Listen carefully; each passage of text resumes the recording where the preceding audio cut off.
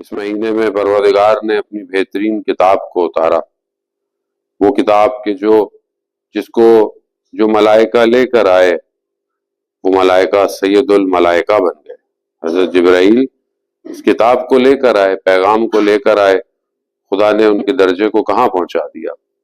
جس نبی پر یہ قرآن اترا خدا نے اسے سید الانبیاء قرار دے دیا، جس امت پر یہ قرآن نازل ہوا اسے افضل الامت قرار دیا، جس مہینے میں یہ قرآن آیا اسے پروردگار نے بہترین مہینہ قرار دیا، اور جس رات کو یہ قرآن نازل ہوا اسے لیلۃ القدر قرار دیا۔ اب اگر ہم چاہیں تو اس قرآن کو اپنے وجود پہ بھی نازل کریں تاکہ ہم بھی دنیا میں بہترین انسان بن جائیں۔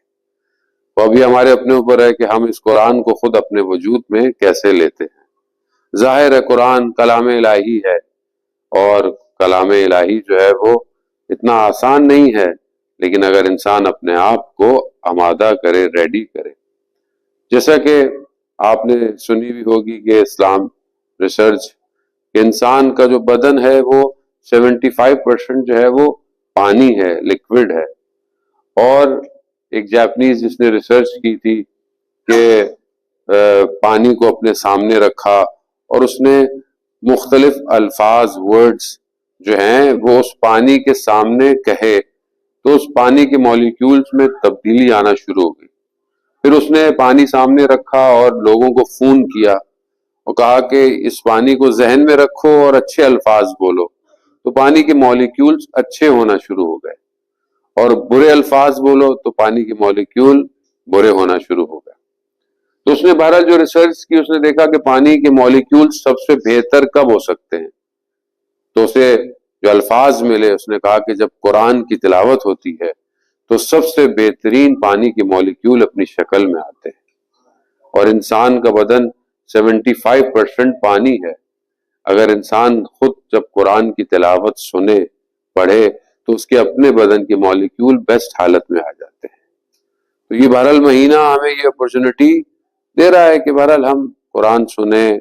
قرآن پڑھیں۔ عزیزان محترم، اصل مقصد ثواب کمانا نہیں ہے، اصل مقصد انسان بننا ہے۔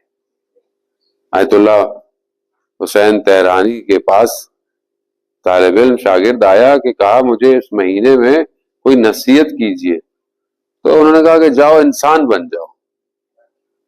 یعنی اب ہم بعض اوقات کہتے ہیں کہ شاید کچھ وظیفہ مل جائے گا، نہیں، انسان بن جاؤ۔ وہ انسان بننا آسان نہیں ہے، انسان بننا ہی سب سے مشکل کام،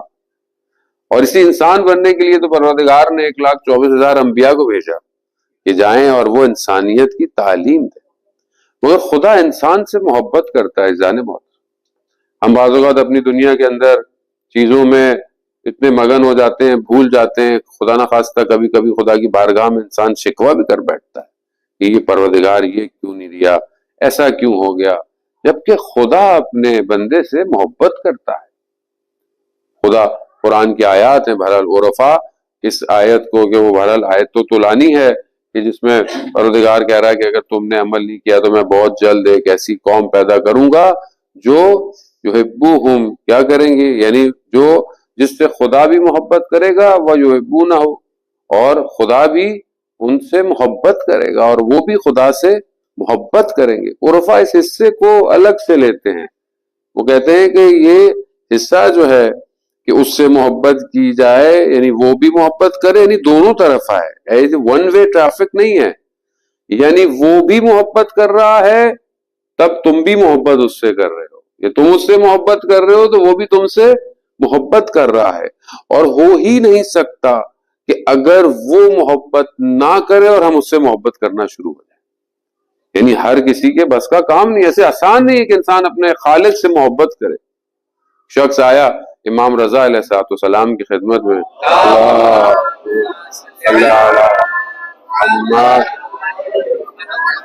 امام کی خدمت میں آیا، کہا مولا کیا آپ مجھ سے محبت کرتے ہیں؟ تو امام نے کہا کہ اپنے قلب سے پوچھو۔ کہا مولا کیا مطلب؟ کہا اگر تمہارے دل میں میرے لیے محبت ہے تو میں بھی تم سے محبت کرتا ہوں۔ یعنی اگر ہم دیکھنا چاہیں کہ خدا ہم سے محبت کرتا ہے، خوب ہمارے دل میں خدا سے محبت کتنی ہے، ہم خدا سے محبت کتنی کرتے ہیں، اور اصل محبت ہے ہی صرف خدا کے لیے،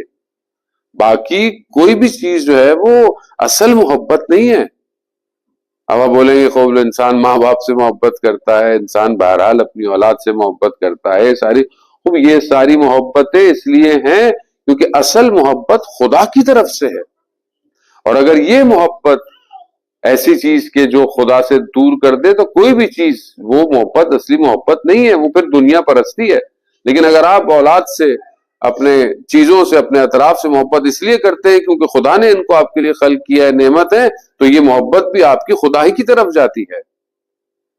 صحیفہ سجادیہ کی جو پہلی دعا ہے جس میں امام سجاد علیہ السلام، امام جو ہے جب خدا کی حمد و ثنا کر رہے ہیں تو کیا کہتے ہیں؟ حمد و ثنا اس کی کہ جو سب سے اول ہے، یعنی اس سے پہلے کوئی ہے ہی نہیں، اور ایسا آخر کہ جس کے بعد کوئی بھی آخر نہیں، یعنی ساری حمد و ثنا تیرے لیے ہے پروردگار، ساری حمد، ساری تعریفیں، سب کچھ تیرے لیے ہے،